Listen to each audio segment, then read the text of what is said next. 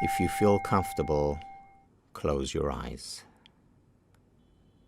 Take a deep, long and full breath through your nose, filling up your chest and belly, and then let the air all out slowly and gently. Continue breathing deeply and slowly as you bring up in your mind's eye someone or something you're grateful to or for.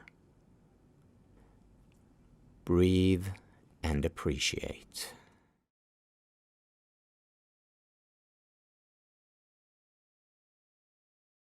In your imagination, see the person or thing in front of you and fill yourself up with feelings of gratitude and appreciation.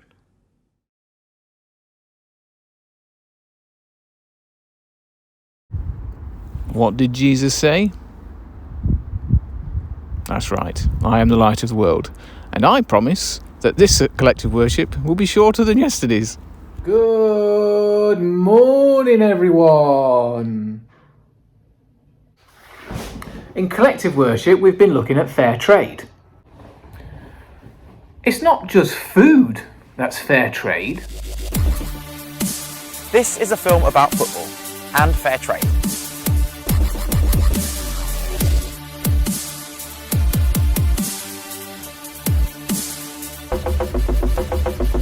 Most of us know a fair amount about football. It's the beautiful game. Give anyone, anywhere, any age of football, and they'll start kicking it around. If we're not playing it, we're watching it. And a lot of us know a bit about fair trade. Many people who produce the things we enjoy and rely upon don't get paid fairly for their work. There are over 4,500 products that carry the fair trade mark. This means a better deal for the people who grow our tea, coffee, bananas, sugar, cocoa, footballs. But you can't grow a football, so what do footballs have to do with fair trade? And firstly, how do you even make a football? To find out, we're going to Sialkot, a city in the province of Punjab in Pakistan. There are over 180 million people living in Pakistan, and over 20% are living on less than $1.25 a day. 40 million footballs are made in the factories of Sialkot each year. This rises to 60 million every 4 years, when it's a World Cup year. Footballs made in these factories are shipped all over the world. Here, the workers are preparing the sheets of polyurethane to be cut into pieces to make the ball. A machine is used to cut the pieces so they are all the exact size. A football is made up of 20 hexagons and 12 pentagons. The pieces are screen printed individually. Traditionally, footballs were always stitched by hand. Nowadays, many are machine stitched to save time. Some are thermally bonded, so don't use stitches at all, but use a type of glue heated up. Most top quality footballs are still sewn by hand. This is Tanvay. He's a hand stitcher at Ali Trading. Tanvay stitches footballs by hand. I play football. I like football a lot. My younger brother also likes football. I like the Brazilian team. Hand stitching is skilled work. An average stitcher can sew up to 5 footballs a day. Footballs are stitched inside out so that the stitches are on the inside. This is when the bladder is put into the ball. The air valve is added and the last stitch is made. This is not the end of the journey though. The footballs are then cleaned and checked to make sure they're in top condition. They go through lots of testing to check they're the right size, weight and bounce. Then they're deflated, put into plastic bags and packed into boxes. These boxes are loaded into lorries to be shipped. Around 40,000 people in Sialkot work in the industry. That's almost a quarter of the population. But in 1996, when the eyes of the footballing world were watching the European Championship unfold in England, Sialkot hit the headlines for all the wrong reasons. It was reported that about 7,000 children were working up to 11 hours a day stitching footballs in the Sialkot region alone, including children as young as 5. Stitchers couldn't earn enough money to feed their families, and some were forced to make their children work too, so that they could afford basics like food and healthcare. This meant that many of the children couldn't go to school. In 1997, an agreement was signed to stop the high rates of child labour in football production in Pakistan. To make sure this happened, stitchers could no longer work from home, and all the stitching had to be done in factories or rural stitching centres. In some cases, although children weren't working anymore, many families still couldn't afford to send them to school. Many families struggled because they were getting less money.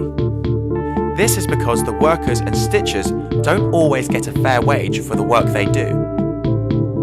While we might spend money on big sports brands, that money doesn't always make its way back to the people who made the products. This is where fair trade plays a role in tackling the root of the problem: poverty and workers not receiving a fair wage. A fair wage means that workers can afford to send their children to school rather than out to work. What does fair trade aim to do for football workers? Decent wages, good working conditions, no child labour, fair trade premium. The fair trade premium is the extra money from the sale of each fair trade football that's used to fund community projects that benefit workers and their families, and is a very important part of fair trade. Fair trade certified football factories each have a fair trade premium committee that represents all factory workers and stitchers. They consult with the workers and stitchers and decide on the best use for the premium money. In the area of Sialkot, not everyone has safe drinking water, and there have been many problems with sickness caused by drinking dirty water. The Fair Trade Premium Committee at Vision Technologies decided to put the Fair Trade Premium into providing safe, clean water to benefit not just the workers, but the whole community. They've also invested in buses to bring workers to the factories, as some had to walk a long way to and from work each day. Recognising the importance of education, they've also spent premium money on books and school bags for children. We are getting a lot of support from the Fair Trade Premium. It means that our children are getting an education. There are many other benefits from Fair Trade. For example, the eye clinic and the water plant. I'm most happy about the education of our children because of Fair Trade. It is very helpful. We are very happy with Fair Trade. Liakat's 3 children, Hadia, Amina and Abu, are all in school. I want to be a teacher so that I can teach children, just as I am getting an education. My favorite subject at school is science. I want to be a doctor and help people. There are many benefits of fair trade. We have established a fairly priced shop. We have also bought school bags and school books for children. We set up 2 water filtration plants because there was a problem with access to clean water. There are also eye tests for workers. This helps people with eye-related problems like headaches, so we are very grateful to Fair Trade. Tanvay has 4 children between the ages of 4 and 15. Before Fair Trade, we had many difficulties, but since Fair Trade, we are getting many benefits. We have more facilities now: clean water, school bags, and books for the children. How many times have you been playing or watching football and yelled, "That's not fair," when somebody dives or makes a bad tackle? It makes for a difficult game if somebody isn't playing fair, and yet most of us don't know about the unfairness at the very heart of the game. By choosing Fair Trade footballs, you can help the people who made your football get a better deal.